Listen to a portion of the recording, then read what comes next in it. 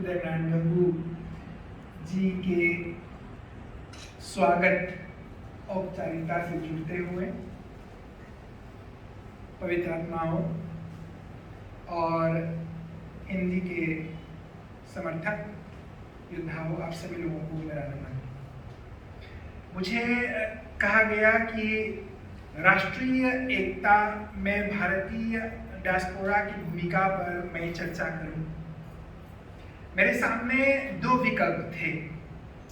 एक, मैं पुस्तकालय में जाऊं, इतिहास की कुछ पुस्तकें छांटूं और कितने लोगों के नाम आए हैं उनका नाम लूं और दो दो बातें सब पर मैं कह दूं, मेरा काम तमाम। लेकिन मैंने सोचा कि नहीं, चलो कुछ अलग तरीके से कुछ प्रस्तुत हम करें।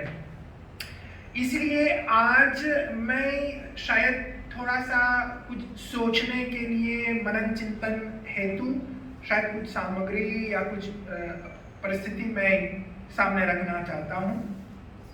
सबसे पहले यह कि जब हम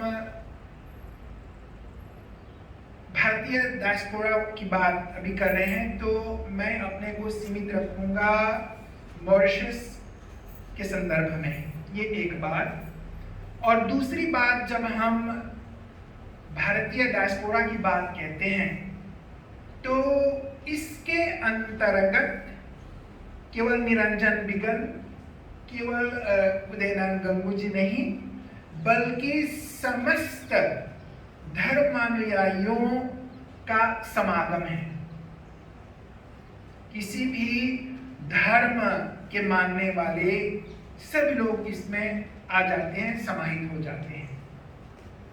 साथ साथ में राष्ट्रीय एकता की यज्ञाग्नि में भारतीय डायस्पोरा के सैकड़ों ऐसे सपूत हुए जिन्होंने आहुति देकर इस अग्नि को प्रदीप्त, इस अग्नि को प्रज्वलित रखा। इसके लिए मेरे सामने एक लंबी सूची है, इसलिए मैं इस सूची पर नहीं जाऊंगा। यथा संदर्भ कुछ एक व्यक्तियों का नाम लेना मैं उचित समझता हूँ, लेकिन सबसे पहले मैं क्षमा प्रार्थी हूँ अगर हम में से हमारे जो दर्शक हैं, आप लोगों की दृष्टि में अमुक व्यक्ति के बारे में चर्चा करनी चाहिए, इन्होंने कुछ नहीं कहा, इसके लिए मैं क्षमा प्रार्थी हूँ, क्योंकि मुझे समय में बांधा गया है, समय की सीमा है, इसलिए इसका पालन कर रहा हूँ। तो सबसे पहले मैं आरंभ करना चाहूंगा एक दृष्टांत से, एक छोटी सी कहानी। तो एक बार एक साधु, जिस तरह से अभी गुरु जी बता रहे थे, सत्संगार्थ गांव-गांव जाते थे, तो एक गांव में पहुंचे जहां के लोग अति सज्जन, एकदम संस्कारी। मान लीजिए वहां पर आर्य सभा का प्रभाव पड़ा, ठीक, एकदम संस्कारी। तो साधु ने कहा, ईश्वर करे यह गांव बर्बाद हो जाए। उसके जो शिष्य हैं उन्होंने उसको सोचा, साधु महात्मा क्यों ऐसा बोल रहे हैं, फिर आगे बढ़े। एक ऐसे गांव में पहुंचे जहां के लोग एकदम धूर्त, एकदम दुष्ट, दुर्व्यवहार करने वाले। साधु जी ने कहा, भगवान करे यह गांव इस तरह आबाद रहे। तो बाद में शिष्य ने पूछा, गुरुदेव, जिस गांव में इतने सज्जन लोग रहे, आपने कहा कि यह गांव बर्बाद हो जाए, और जहां के लोग इतने धूर्त रहे, आपने कहा कि आबाद रहे, कारण क्या है? तब साधु महात्मा समझाते हैं, मैंने उस गांव को बर्बाद होने के लिए इसलिए कहा जिससे कि जितने सज्जन लोग हैं, जहां जहां फैलेंगे वहां वहां अपनी सज्जनता का प्रभाव दिखाएंगे और वहां वहां लोगों का कल्याण होगा। और उस गांव को मैंने कहा कि आप यहीं ठहरिएगा, नहीं तो ये लोग अगर फैल जाए तो बस, इन्होंने पूर्व की बात कही थी ना, सब सत्यानाश हो जाएगा। तो इसी लीक पर हम डायस्पोरा पर आते हैं। परिस्थिति ऐसी हुई, भारत भूमि के सज्जन लोग बिखरे,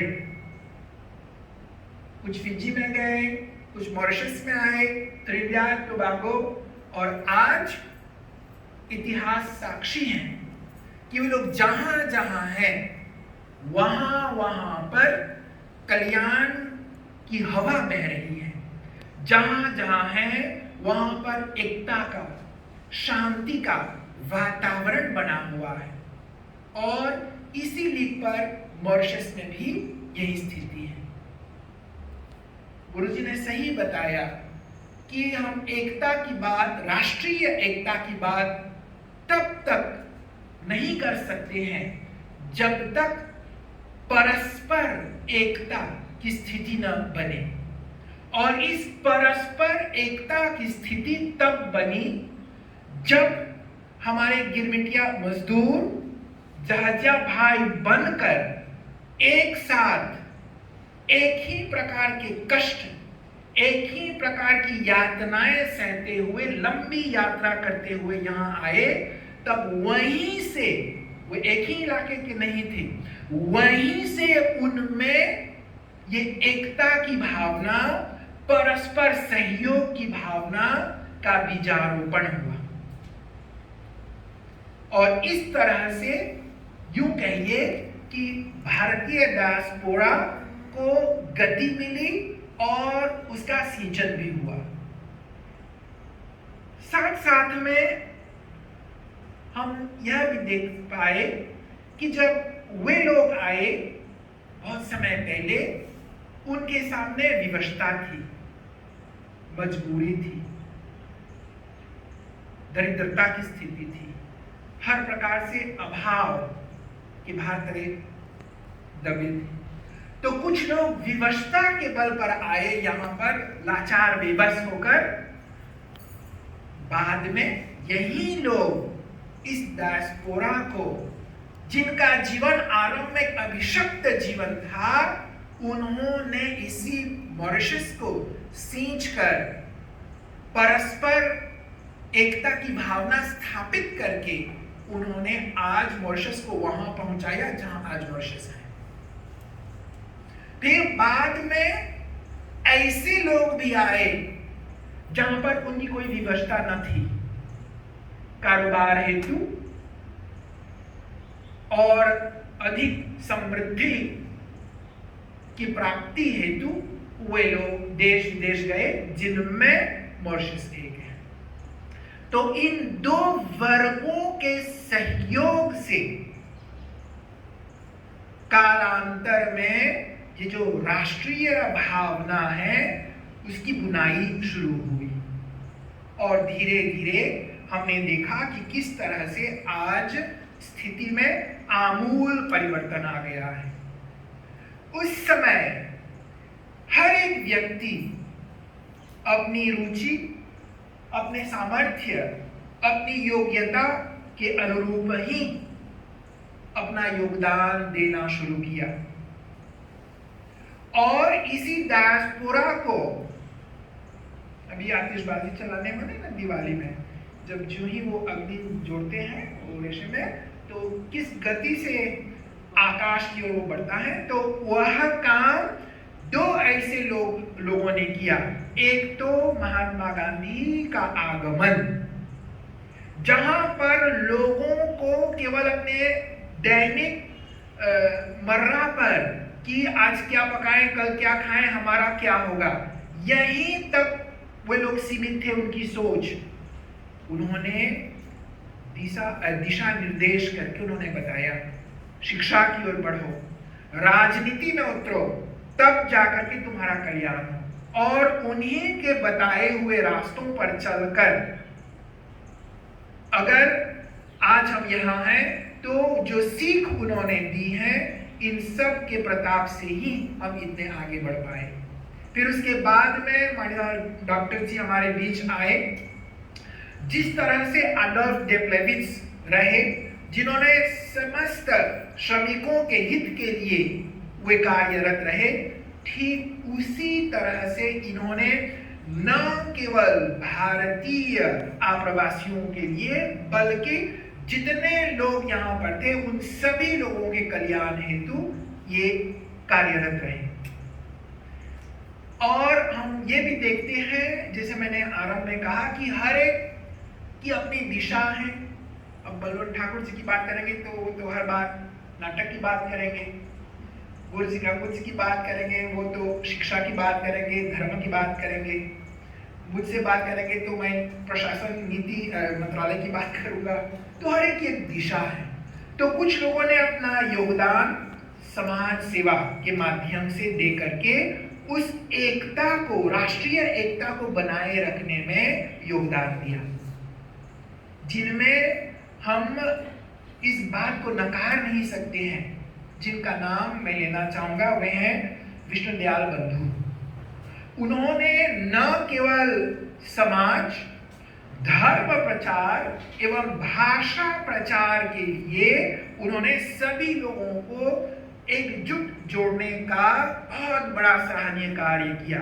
एक ऐसा समय आया था, कहा गया था कि जो आप्रवासी हैं वे लोग चुनाव में भाग नहीं ले सकते हैं जब तक कि वे हस्ताक्षर न दे सकें। और समस्त भारतीय भाषाओं में इन लोगों ने ऐसा अभियान चलाया, सभी लोग हस्ताक्षर दे पाए और जो राजनीतिक पृष्ठभूमि है उसमें एक आमूल परिवर्तन आया। तो इस प्रकार के लोग हमारे सामने आए। साथ साथ में कुछ लोगों ने राजनीति में भी उतरकर पूरा योगदान दिया।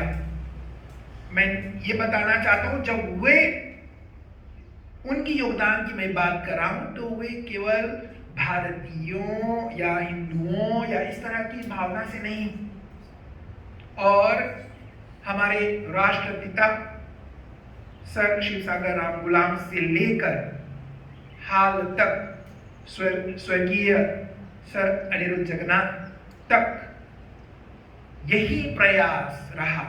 हम यही कोशिश देखते आए कि समाज को जोड़ा जाए, सबको एकजुट में बांधा जाए।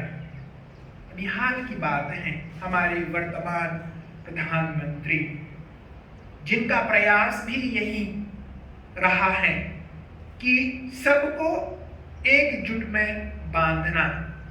कुछ लोगों ने आक्षेप प्रकट किया था, कहा था कि वे केवल अपने बान के लिए काम कर रहे हैं, सुबान। और राष्ट्रीय एकता वाली बात उन्होंने प्रत्युत्तर में क्या कहा था, ये मुझे बहुत अच्छा लगा। उन्होंने कहा था जुद की मुबारक।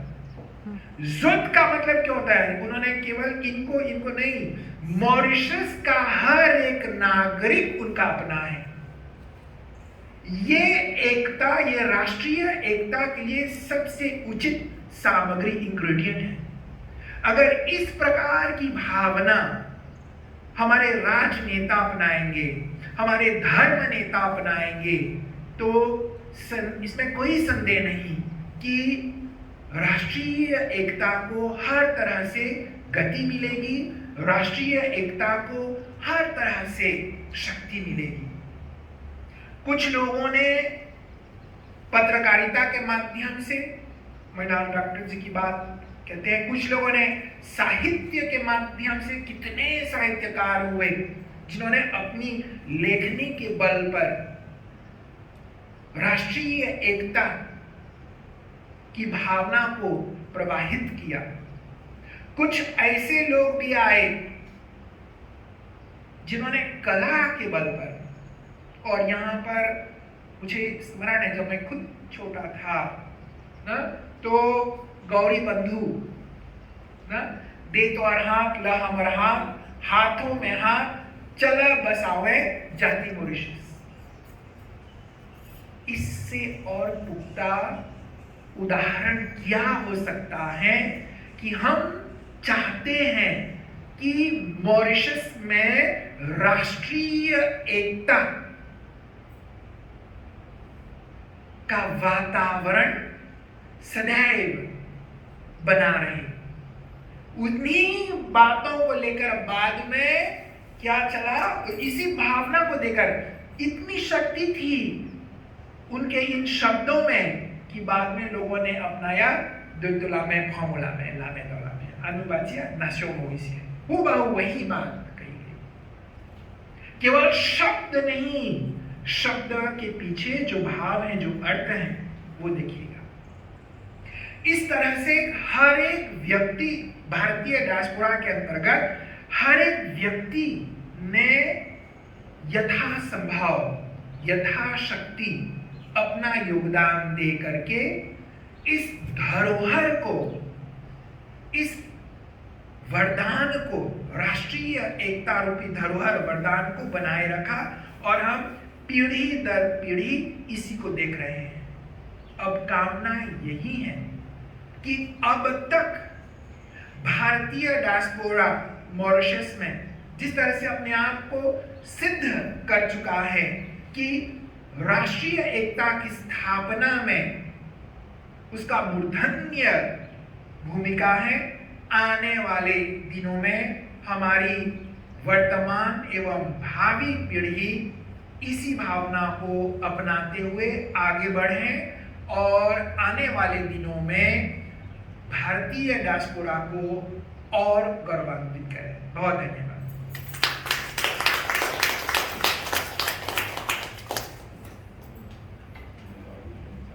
गुरुजी निरंजन बिगन जी को धन्यवाद देंगे। जैसा कि आप सभी श्रोताओं ने सुना, पहले